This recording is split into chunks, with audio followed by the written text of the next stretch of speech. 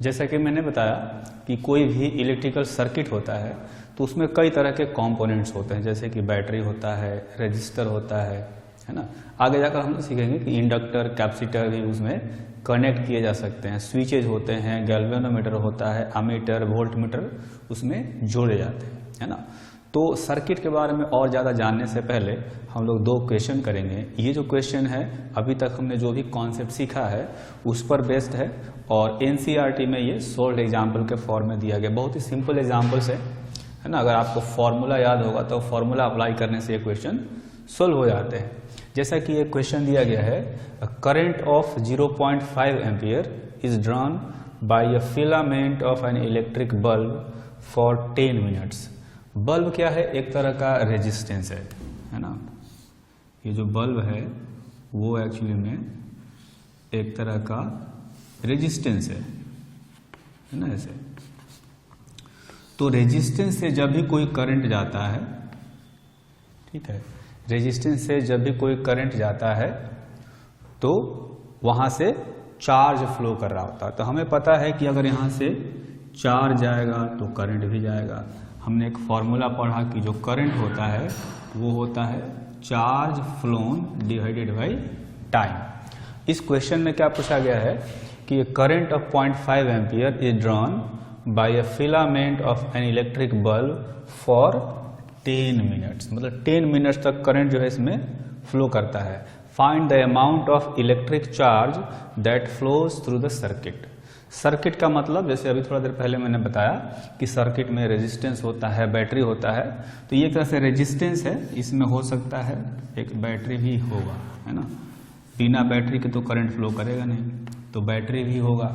तो और भी कई सारे एलिमेंट हो सकते हैं, लेकिन यहाँ कहा गया कि यहाँ से करंट आई फ्लो कर रहा है, टी टाइम तक फ्लो कर रहा है, तो यहाँ से कितना चार्ज फ्लो किया होगा। इस फॉर्मूले को देखें तो Q जो है उसको मैं लिख सकता हूँ I इंटू टी। क्वेश्चन में देखेंगे करंट का वैल्यू कितना दिया है, 0.5 एम्पियर। 0.5 एम्पियर करंट दिया गया है और जो टाइम दिया गया है, टाइम इंटरवल जितने देर तक ये करंट फ्लो करता है ना, तो उतने इंटरवल में कितना चार्ज फ्लो किया होगा ये हमें पता करना है। तो जो टाइम इंटरवल है वो है 10 मिनट्स। ठीक, हम लोग एसआई यूनिट में रखेंगे तो टाइम को हमें सेकंड में रखना पड़ेगा। तो 10 मिनट्स का मतलब क्या हुआ, 10 मिनट्स इंटू 60 सेकेंड्स, तो ये सेकंड में आ गया। तो एम्पियर इंटू सेकेंड ये आ जाएगा चार्ज कूलम में, है ना। तो आप देखेंगे मल्टीप्लाई करने से आएगा 300 कूलम, है ना। तो कुल मिलाकर के इतना चार्ज जो है किसी भी क्रॉस सेक्शन से यहाँ से फ्लो किया होगा, या कह सकते हैं कि बल्ब से होकर के फ्लो किया होगा। ये जो सर्किट है, सर्किट से भी कह सकते हैं कि इतना चार्ज फ्लो किया होगा। ठीक, इसके बाद अगला एग्जाम्पल जो है पोटेंशियल डिफरेंस से रिलेटेड है। इसमें पूछा गया है how much work is done in moving a charge of 2 coulomb across 2 points having a potential difference 12 volt. ठीक, जैसे 2 पॉइंट्स है, एक पॉइंट ये है और एक पॉइंट ये है ना। तो जैसा कि हमने पढ़ा है कि जब पोटेंशियल डिफरेंस होता है तो चार्ज फ्लो करता है ना। यहां से सपोज यहां तक गया चार्ज, Q चार्ज गया, और यहां से यहां तक का जो पोटेंशियल डिफरेंस है वो है V। तो हमने क्या पढ़ा है कि जो पोटेंशियल डिफरेंस होता है ये होता है work done in moving 1 coulomb charge, है ना। तो अगर हमें ये पता करना हो work done in moving Q coulomb charge, ठीक है, जैसे 1 कूलम चार्ज को मूव करने में V वर्क करना पड़ेगा। 1 कूलम को मूव कराने के लिए V वर्क करना पड़ेगा। 2 कूलम को मूव कराने के लिए 2 यानी 2 इंटू V ये वर्क करना पड़ेगा। 3 कूलम हो तो 3 इंटू V, 4 कूलम हो तो 4 इंटू V, अगर Q कूलम हो तो Q इंटू V। तो जो वर्क डन है वो होना चाहिए Q इंटू V। ठीक है, यहां से भी देखेंगे क्रॉस मल्टीप्लाई करने से वर्क डन आएगा Q इंटू V। तो चार्ज जो है यहां पर 2 कूलम दिया गया है, 2 कूलम, और जो वोल्टेज है यानी जो पोटेंशियल डिफरेंस है वो दिया गया है 12 वोल्ट। यहां से यहां तक का पोटेंशियल डिफरेंस है 12 वोल्ट, तो ये आ जाएगा 24 जूल, है ना। मैं एक बार फिर से बताता हूँ, जो पोटेंशियल डिफरेंस का डेफिनेशन हम लोग बताते हैं वो ये है कि 1 कूलम चार्ज को इस पॉइंट से इस पॉइंट तक ले जाने में किया गया वर्क पोटेंशियल डिफरेंस के बराबर होता है। तो 1 कूलम को यानी 1 कूलम को ले जाने में V, तो 2 कूलम को ले जाने में 2V, 3 कूलम को ले जाने में 3V, तो Q कूलम को ले जाने में Q इंटू V, है ना। तो Q इंटू V हमने फॉर्मूला लगाया और ये वर्क निकाल लिया। तो इलेक्ट्रिकल सर्किट क्या होता है ना। आपने देखा होगा कि हमारे घरों में जो वायर्स होते हैं, इलेक्ट्रिकल वायर्स होते हैं, उनका एक जाल सा बिछा होता है ना। तो जो इलेक्ट्रिकल वायर्स होते हैं उनका एक कहीं ना कहीं जो है क्लोज लूप बन रहा होता है, जिसके बीच बीच में कहीं ना कहीं कुछ इलेक्ट्रिकल अप्लायंसेज जो हैं वो जुड़े रहते हैं। जैसे कि बीच में कहीं फैन आ गया, कहीं पर बल्ब आ गया, कहीं पर टीवी आ गया, है ना। तो ये सारे इलेक्ट्रिकल अप्लायंसेज जो है बीच बीच में जुड़े रहते हैं, एक तरह से एक रेजिस्टेंस का काम करते हैं। और वायर जो है वो कंडक्टिंग वायर जैसा बिहेव करता है। कहीं ना कहीं एक सोर्स होता है, सोर्स का मतलब है एक बैटरी है जो कि एनर्जी सप्लाई करता है, ठीक है। तो इलेक्ट्रिकल सर्किट में क्या होता है कि कई सारे इलेक्ट्रिकल कंपोनेंट्स होते हैं, इलेक्ट्रिकल जो है एलिमेंट्स होते हैं। जैसे कि एक बैटरी हो गया, मैंने कहा कि फैन बल्ब भी होते हैं, ये क्या है, एक तरह से रेजिस्टेंस है ना। साथ में वोल्ट मीटर भी हो सकता है, अमीटर हो सकता है, ठीक। तो हमारे घरों में अमीटर वोल्ट मीटर जो है वो ज़्यादातर यूज नहीं किया जाता है। ज़्यादातर हम जब कोई एक्सपेरिमेंट करते हैं, कोई सर्किट बनाते हैं, तो करंट का वैल्यू चेक करते हैं, पोटेंशियल डिफरेंस चेक करते हैं। तो पोटेंशियल डिफरेंस चेक करने के लिए हम लोग वोल्ट मीटर जो है वो जोड़ते हैं, है ना। और जब भी हमें करंट का वैल्यू पता करना होता है तो एक अमीटर जोड़ देते हैं। तो ये सारे जो इलेक्ट्रिकल कंपोनेंट्स हैं, ammeter, voltmeter, resistor, battery, ये सारे कहीं ना कहीं सर्किट में जुड़े होते हैं। इन सबको मिला करके जो है एक सर्किट बनता है ना। लेकिन जब भी हम लोग अपने पेपर में एक डायग्राम बनाते हैं, सर्किट दिखाते हैं, तो वहाँ पर एक्चुअली में हम फैन या बल्ब का सिंबल नहीं दिखाते, उनका फोटो नहीं बनाते। क्या करते हैं, उनका एक रेजिस्टर के बदले में, उनको एक रेजिस्टर माना जाता है, तो रेजिस्टर का एक सिंबल यूज करते हैं। जब भी सर्किट में इनको दिखाना होगा तो हम लोग फैन नहीं दिखाएंगे, टीवी नहीं दिखाएंगे, उनके बदले में एक रेजिस्टेंस दिखा देते हैं। रेजिस्टेंस का अपना सिंबल होता है। बैटरी का फोटो वहाँ पर नहीं लगाएंगे, बैटरी के बदले में एक सिंबल होता है, उसको यूज करते हैं सर्किट को दिखाने के लिए, है ना। तो इसके बारे में मैंने यहाँ पर लिखा है, इसको पढ़ें एक बार। Electrical circuit contains a cell, यानी कि बैटरी, अ प्लग की मतलब होता है स्विच जिससे कि जो है सर्किट को ऑन या ऑफ किया जा सकता है ना। सर्किट को ऑन करने का मतलब है कि जो कनेक्टिविटी है वायर्स की वो कंप्लीट हो जाती है ऑन करने से। और ऑफ करने का मतलब, स्विच को ऑफ करने का मतलब है वो कनेक्टिविटी बीच में कहीं पर टूट जाती है। कहाँ पर टूटेगी, जहाँ पर प्लग होता है ना। तो वो कनेक्टिविटी टूट जाती है, अलग अलग हो जाते हैं, तो वहाँ पर क्या है, सर्किट कंप्लीट नहीं होता। सर्किट कंप्लीट नहीं होगा तो चार्ज फ्लो नहीं हो पाएगा, क्योंकि चार्ज को फ्लो होने का रास्ता जो है वो कहीं बीच बीच में टूट गया है, ठीक है। तो स्विच क्या करता है, वो सर्किट को कंप्लीट करने का या सर्किट को तोड़ने का काम करता है ना। तो ये हो गया प्लग की यानी कि स्विच। फिर आता है electrical components like resistors, capacitors और इंडक्टर्स। हम आगे जाएंगे, जैसे 12th में आप पढ़ेंगे तो वहाँ पर कैपेसिटर्स और इंडक्टर्स जैसे एलिमेंट्स आएंगे। अभी हमें इस क्लास में केवल रेजिस्टर के बारे में पढ़ना है, ठीक। तो इलेक्ट्रिकल कंपोनेंट्स भी उसमें बीच में सर्किट में जुड़े रहते हैं। फिर उसमें रहता है वोल्ट मीटर। वोल्ट मीटर का काम होता है पोटेंशियल डिफरेंस मेजर करना, है ना। कोई भी सर्किट है, सर्किट के 2 पॉइंट के बीच में अगर हमें पोटेंशियल डिफरेंस मेजर करना है तो वोल्ट मीटर का जो 2 एंड होता है, वोल्ट मीटर का 2 एंड होता है, उसको सर्किट के 2 पॉइंट से जोड़ देंगे, ठीक है। तो वहां का पोटेंशियल डिफरेंस बताएगा, वो वोल्टेज बताएगा। फिर अमीटर जोड़ा जा सकता है। अमीटर क्या करता है, किसी भी वायर के अंदर करंट का वैल्यू मेजर कर सकता है ना। और and conducting wires, obviously circuit complete कैसे होगा, जब उसमें वायर्स जोड़े जाएंगे, है ना। तो कंडक्टिंग वायर्स ही होते हैं। लेकिन मैंने कहा कि जब भी हम लोग पेपर में उसको सर्किट को दिखाते हैं तो एक्चुअल में जो अप्लायंसेज होते हैं उनका फोटो नहीं लगाते, बल्कि उनका सिंबल यूज करते हैं। तो यहाँ बताया गया है, for our convenience we draw circuit diagram in which different components are shown by their symbols, है ना। तो जैसे देखेंगे मैंने यहाँ पर एक सर्किट डायग्राम बनाया है, ये है सर्किट जिसमें ये 3 बैटरी लगाए गए, ये जो है एक रजिस्टर है, ये 3 जो है ये बैटरीज हैं, ये रजिस्टर का सिंबल है, ये रजिस्टर है। रजिस्टर ये क्या हो सकता है, ये बल्ब हो सकता है, फैन हो सकता है, टीवी हो सकता है ना। और देखेंगे इसके नीचे यहां पर एक वोल्ट मीटर जुड़ा हुआ है, ये क्या है, इसको हम लोग कहते हैं वोल्ट मीटर। ये वोल्ट मीटर क्या करता है, पोटेंशियल डिफरेंस मेजर करता है। वोल्ट मीटर के देखेंगे 2 एंड है ना, तो दोनों को कहां जोड़ा गया है, रजिस्टर के क्रॉस जोड़ दिया गया। तो यहां पर रजिस्टर का जो दोनों एंड है, 2 पॉइंट्स है, 2 एंड है, यहां का पोटेंशियल डिफरेंस ये बता देगा, वोल्टेज में बताएगा, है ना। और आगे देखेंगे यहां पर ये आमीटर है, आमीटर क्या बताता है, करंट की वैल्यू बताता है। अगर इस सर्किट में ऐसे ऐसे करंट जा रहा हो, अगर आई करंट जाएगा तो आई करंट इस आमीटर से हो करके जाएगा, है ना। तो ये जो आमीटर है इस करंट का वैल्यू बताएगा। आगे देखेंगे यहां पर एक स्विच है ना, तो ये स्विच है या प्लग की बोलते हैं, तो ये स्विच का सिंबल है। स्विच जो है कभी ओपन हो सकता है, कभी क्लोज हो सकता है।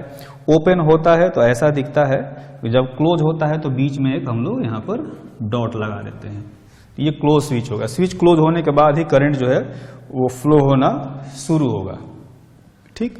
तो डिफरेंट जो इलेक्ट्रिकल कंपोनेंट्स होते हैं जैसे रजिस्टर, अमीटर, वोल्टमीटर, उनका सिंबल यहाँ पर यूज किया गया है ना। तो और भी कई सारी चीजें हैं जिनका सिंबल हमें जानना जरूरी होता है जब भी सर्किट को ड्रॉ करना होता है, तो है ना। तो आगे देखेंगे यहाँ पर जो कॉमनली यूज सिंबल्स हैं उनको यहाँ पर दिखाया गया है। जैसे ये बैटरी है या सेल है, बैटरी का देखेंगे एक बड़ा सा प्लेट दिखाया गया है, एक छोटा सा प्लेट दिखाया गया है। तो बड़ा प्लेट जो है ये हमेशा इसको पॉजिटिव प्लेट कहते हैं या हायर पोटेंशियल वाला प्लेट कहते हैं, इसका पोटेंशियल हमेशा ज्यादा होता है। ये जो है ये निगेटिव प्लेट है, निगेटिव प्लेट का पोटेंशियल हमेशा कम होता है इस पॉजिटिव प्लेट से, चाहे करंट इधर से फ्लो करे या इधर से फ्लो करे, ये हमेशा हायर पोटेंशियल, ये हमेशा लोअर पोटेंशियल होता है ना।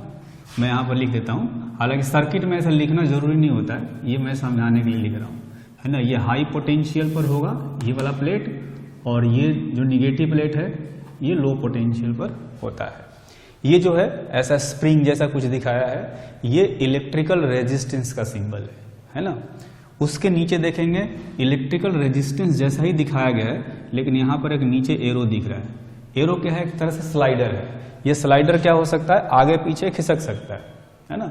आगे पीछे खिसकेगा, जैसे मान लेते हैं कि यहाँ पर मैं एक सर्किट बना दूं, है ना, तो ये स्लाइडर जितना इधर आता जाएगा इस सर्किट का रेजिस्टेंस घटता जाएगा, इधर बढ़ता जाएगा तो सर्किट का रेजिस्टेंस बढ़ता जाएगा, है ना। तो इसीलिए ये सिंबल है, सिंबल में केवल इतना ही दिखाना है। तो ये एक वेरिएबल रेजिस्टेंस का या रियोस्टेट का सिंबल है, तो इसमें जो रेजिस्टेंस है वो वेरी करता है। या स्लाइडर को आगे पीछे खिसकाते हैं तो रेजिस्टेंस का वैल्यू सर्किट में चेंज होता है। ये एमीटर का सिंबल है, जैसा यहाँ भी एमीटर हमने दिखाया था, है ना। एमीटर क्या मेजर करता है, ये मेजर करता है करंट, है ना। It measures current in wire. जिस वायर में जोड़ देंगे, अगर इस वायर में यहां पर जोड़ेंगे तो यहां का करंट बताएगा, इसमें जोड़ेंगे तो इससे जाने वाला करंट बताएगा, है ना। अच्छा, ये है वोल्ट मीटर। वोल्ट मीटर क्या मेजर करता है, ये मेजर करता है potential difference. It measures potential difference between 2 points, है ना। जैसे अगर इस रेजिस्टेंस के क्रॉस वोल्ट मीटर इस रेजिस्टेंस के क्रॉस पोटेंशियल डिफरेंस पता करना हो तो यहां पर वोल्ट मीटर जोड़ दिया। कोई कहता है कि मुझे तो यहां से यहां का पोटेंशियल डिफरेंस पता करना है, तो क्या करेंगे, यहां पर वोल्ट मीटर जोड़ देंगे, ऐसे। तो यहाँ और यहाँ का पोटेंशियल डिफरेंस बताएगा। मतलब ये जो भी दो पॉइंट के बीच में पोटेंशियल डिफरेंस पता करना हो, उन दोनों पॉइंट्स के बीच में इस वोल्टमीटर को जोड़ देंगे। ठीक, ये जैसा कि मैंने बताया, ये ओपन स्विच है। ओपन स्विच में बीच में कोई डॉट नहीं होता और क्लोज स्विच में बीच में डॉट होता है ना। तो ये सारे सिंबल्स होंगे जिनको कि हम लोग सर्किट में यूज करते हैं। अब हम लोग कुछ ऐसे एग्जाम्पल्स करेंगे जो कि एनसीईआरटी में दिए हैं, लेकिन इनका सॉल्यूशन नहीं दिया है, इनका आंसर नहीं दिया हुआ है ना। जैसे कि ये पहला एग्जाम्पल है, इसमें कहा गया है calculate the number of electrons constituting 1 coulomb of charge. 1 coulomb charge में कितने इलेक्ट्रॉन्स होंगे ये हमें बताना है।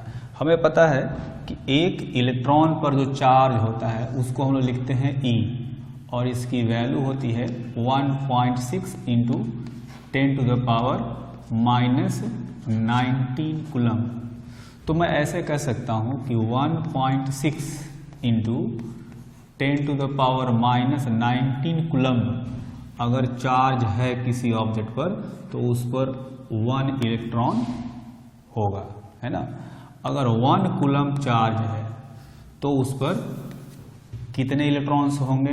1 डिवाइडेड बाई 1.6 इंटू 10⁻⁻19, है ना। ये मैंने यूनिटरी मेथड को यूज किया। तो इसकी जो वैल्यू है आप देखेंगे अप्रोक्सीमेटली आएगा, अप्रोक्सीमेटली 6 इंटू 10⁻18 आ जाएगा।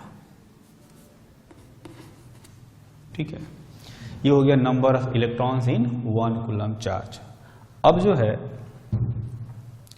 अगला एग्जाम्पल, इसमें कहा गया है name a device that helps to maintain a potential difference across a conductor. मैंने बताया था कि किसी भी कंडक्टर में करंट फ्लो होने के लिए पोटेंशियल डिफरेंस होना जरूरी है, क्योंकि करंट हमेशा हाई पोटेंशियल से लो पोटेंशियल की तरफ फ्लो करता है। तो पोटेंशियल डिफरेंस जब तक होगा नहीं तो करंट फ्लो करेगा नहीं, है ना। तो पोटेंशियल डिफरेंस क्रिएट करने वाला कौन है? तो उसके लिए हम लोग सोर्स यूज करते हैं। सोर्स यानी कि बैटरी। बैटरी जो है वो क्या करता है, एक कांस्टेंट पोटेंशियल डिफरेंस मेंटेन करके रखता है। एक हाई पोटेंशियल पर एक एंड को रखेगा, दूसरे को लो पोटेंशियल पर रखेगा, तो पोटेंशियल डिफरेंस बना रहता है, तो करंट फ्लो करता रहता है। तो इसका आंसर हो गया डिवाइस का, वो हो गया बैटरी या सेल, है ना।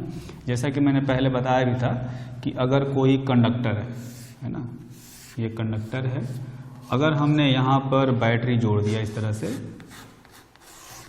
है ना, तो बैटरी का ये जो प्लेट है, बड़ा प्लेट दिख रहा है, ये पॉजिटिव प्लेट होता है, हायर पोटेंशियल पर होता है।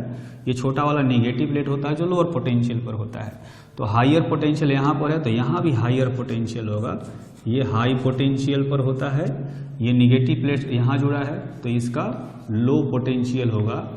अब यहाँ हाई पोटेंशियल, यहाँ लो पोटेंशियल हमेशा क्रिएट करके रखेगा बैटरी, और जब तक क्रिएट करके रखेगा तब तक जो है करंट हाई पोटेंशियल से लो पोटेंशियल की तरफ फ्लो करता है। अब आते हैं अगले एग्जाम्पल पर। इस एग्जाम्पल में पूछा गया है what is meant by saying that potential difference between 2 points is 1 volt.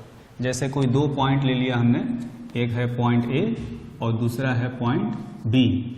इन दोनों के बीच में पोटेंशियल डिफरेंस है V। ठीक, तो पोटेंशियल डिफरेंस का जो डिफिनीशन हमने बताया वो था, पोटेंशियल डिफरेंस होता है work done in moving unit charge from one point to other point, यानी work done per unit charge, ये होता है पोटेंशियल। तो यहां पर अगर हम लोग बात करें W का, तो W कितना हो जाएगा, Q इंटू V, है ना। यहां पर पोटेंशियल डिफरेंस A और B के बीच में दिया है 1 वोल्ट, तो इसको मैं 1 वोल्ट रख देता हूं, और जो चार्ज है इसको 1 कूलम रख देता हूं, तो ये आ जाएगा 1 जूल, है ना। तो यहां पर ये जो पूछा गया है कि अगर 2 पॉइंट के बीच में पोटेंशियल डिफरेंस 1 वोल्ट है, उसका क्या मतलब हुआ? उसका मतलब ये हुआ कि उन दोनों पॉइंट्स में से एक पॉइंट से दूसरे पॉइंट तक अगर मैं 1 कूलम चार्ज को ले जाऊंगा तो कितना वर्क होगा, 1 जूल का वर्क होगा, है ना। तो बेसिकली 1 कूलम चार्ज को ले जाने में कितना वर्क करना पड़ेगा ये हमें पता चल जाता है अगर पोटेंशियल डिफरेंस पता हो तो, है ना। तो यहां पर पोटेंशियल डिफरेंस 1 वोल्ट है, ये 1 वोल्ट दिया हुआ है ना। तो 1 वोल्ट पोटेंशियल डिफरेंस है, इसका मतलब ये हुआ कि 1 कूलम चार्ज को एक पॉइंट से दूसरे पॉइंट तक ले जाएंगे तो हमें 1 जूल का वर्क करना पड़ेगा, इसका मतलब ये हुआ। इसके बाद जो नेक्स्ट एग्जांपल है इसमें पूछा गया how much energy is given to each coulomb of charge passing through a 6 volt battery, है ना। जैसे कि बैटरी का सिंबल हमने क्या बताया, ऐसे, है ना। तो जो चार्ज है वो हो सकता है निगेटिव प्लेट से पॉजिटिव प्लेट पर ऐसे आया हो इधर से, तो यहां से यहां अगर 6 वोल्ट की बैटरी है, ये 6 वोल्ट की बैटरी है, इसमें अगर 1 कूलम चार्ज को यहां से यहां मूव कराएंगे तो बैटरी उसमें वर्क करता है। कितना वर्क करता है ना, बैटरी वर्क करता है। जैसे कि यहां पर भी देख सकते हैं चार्ज इनटू पोटेंशियल डिफरेंस, ये वर्क बताता है ना। तो यहां भी हम लोग लिखेंगे चार्ज इनटू पोटेंशियल डिफरेंस, ये वर्क बताएगा। तो चार्ज इसमें दिया है 1 कूलम, है ना, given to each coulomb, question में बताया है। ईच कूलम का मतलब 1 कूलम चार्ज रखेंगे और वोल्टेज यानी कि पोटेंशियल डिफरेंस 6 वोल्ट है ना। तो यहां पर देखेंगे कि 6 जूल का वर्क होगा। तो ये कहा जा सकता है कि बैटरी के अंदर अगर 1 कूलम चार्ज को निगेटिव से पॉजिटिव ले जाएंगे तो बैटरी उस पर 6 जूल का वर्क करेगा। 6 जूल का वर्क करेगा तो उस चार्ज को 6 जूल की एनर्जी मिल जाएगी, ऐसा कहा जा सकता है। ठीक है, इसका मतलब ये होगा।